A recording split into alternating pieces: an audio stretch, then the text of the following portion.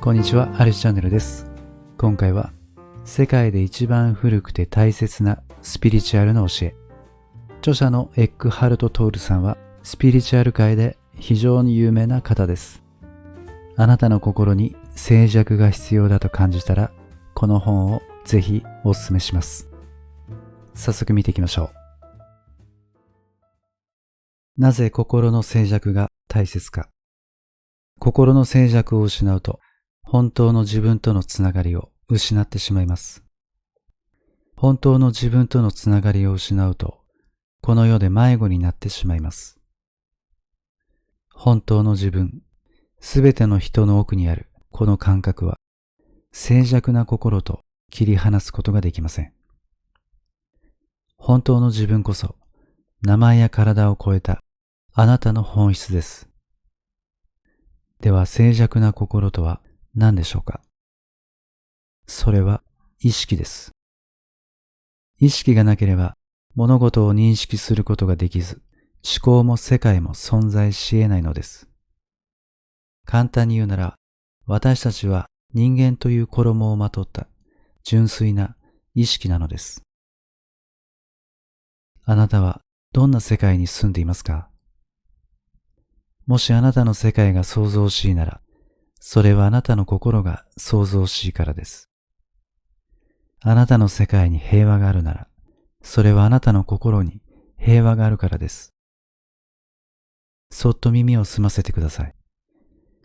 ただ静寂に気づくだけでいいのです。静寂に気づいたとき、あなたの思考が停止していることに気づくでしょう。静寂に気づくようになると、それは心が研ぎ澄まされた状態であることに気づくはずです。これが私があるという状態です。木々や草花を見つめてください。海や川を見つめてください。じっと動かずに観察することによって対象と一つになったと感じます。自分が万物と一つになったと感じること。それが本当の愛なのです。騒音があるときでさえ静寂を感じることはできます。あなたはあらゆる思考の奥に横たわる純粋な意識に気づくことができます。その意識に気づくとき、内なる静寂が表に現れてきます。今この瞬間をありのままに受け入れるときはいつでも、あなたは静止していて、平和の中にいるのです。静止するということは、空っぽの状態を意味するのではありません。静止することは、英知そのものです。それがあなたと離れ離れであることなどあるでしょうか？あなたが私とみなしているもの、あなたの命を支えているものが意識なのです。意識こそ宇宙の最も大切な要素です。では、英知は一体どんなもので、どこを探せば見つかるのでしょう。英知は静止することによって身につけることができます。何はともあれ、耳を澄ませて見つめてください。それ以上何もいりません。耳を澄まし、見つめることによって、あなたの中に眠る英知を呼び覚ますのです。思考の夢から目覚めるということ。ほとんどの人たちは、自ら作る思考という檻の中で、人生の大半を過ごします。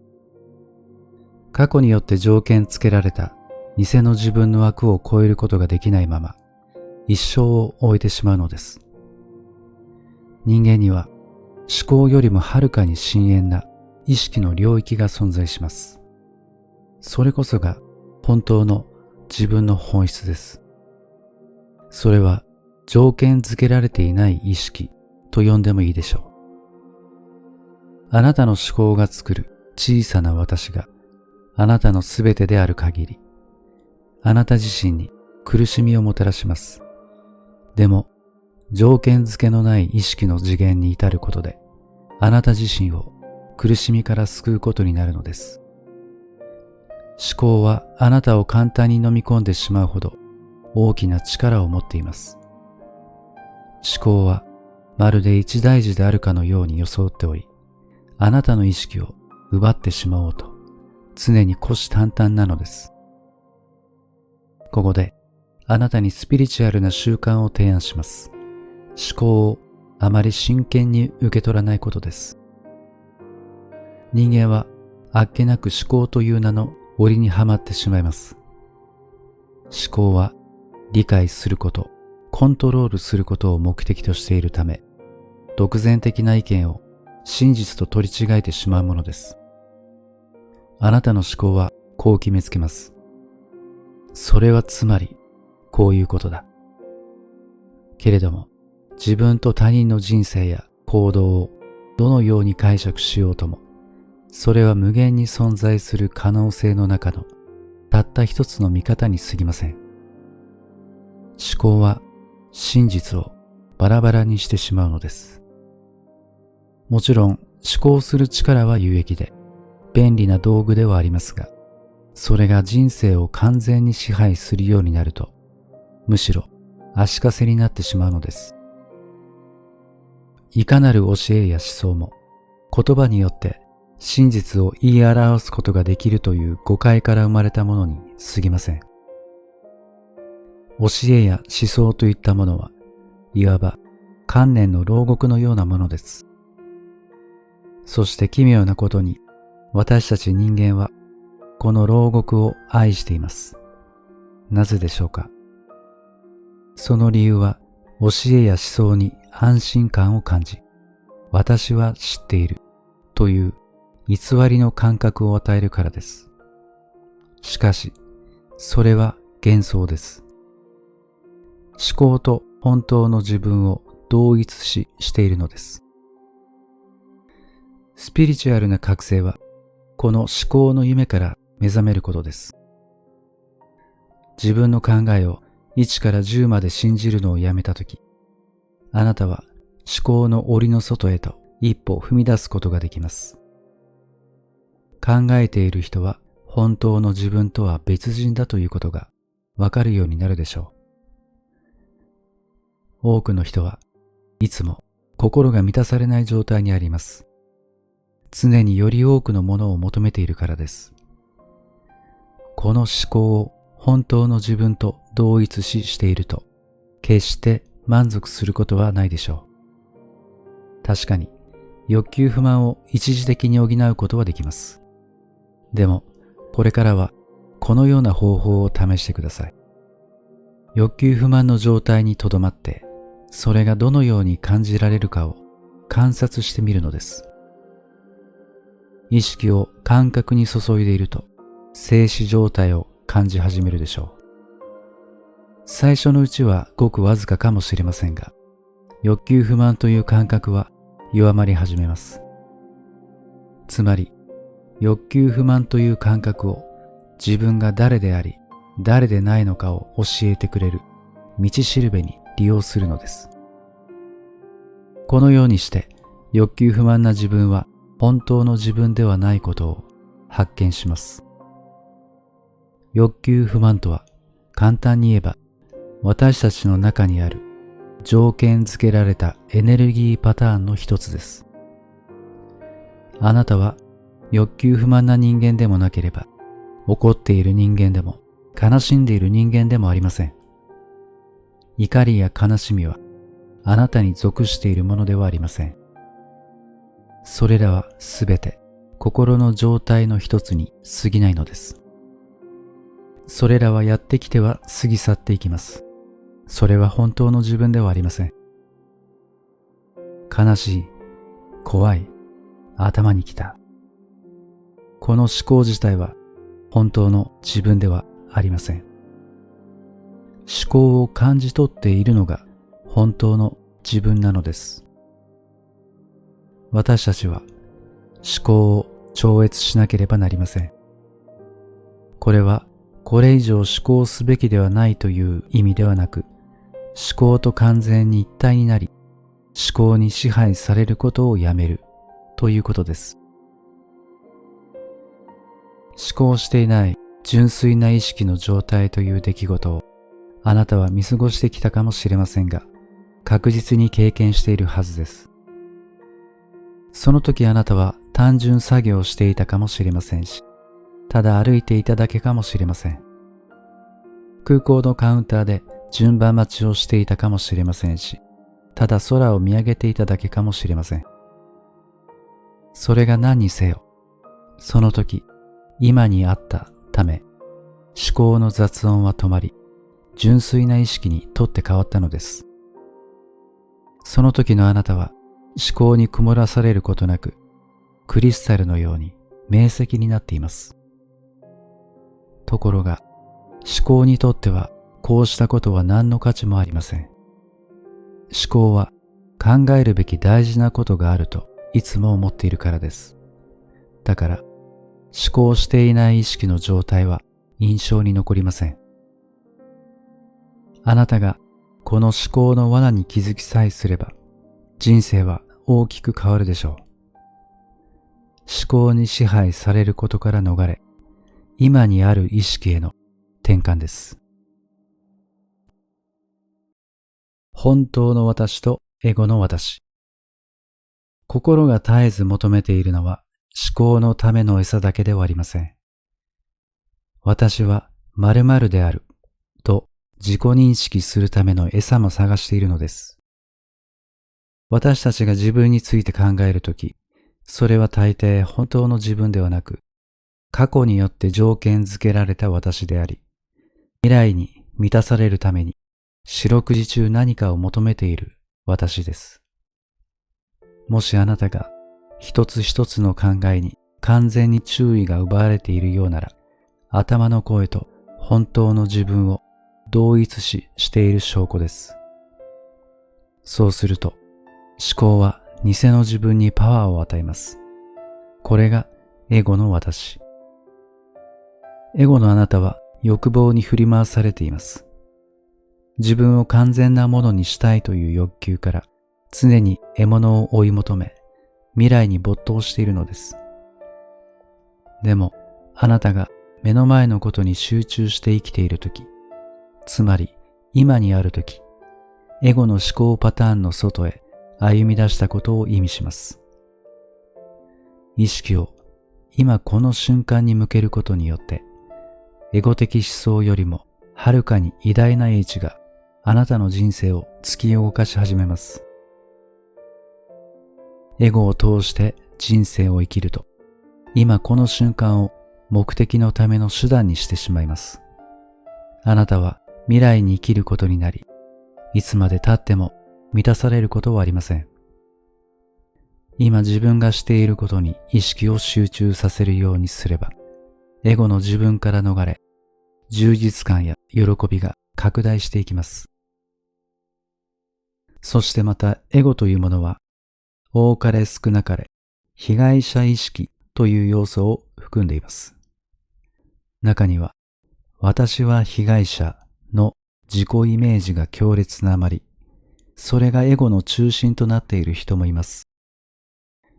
たとえあなたに不満を抱く理由があったとしても、自分でそのアイデンティティを作ったことに変わりはなく、それは自分を牢獄に閉じ込めるのと一緒です。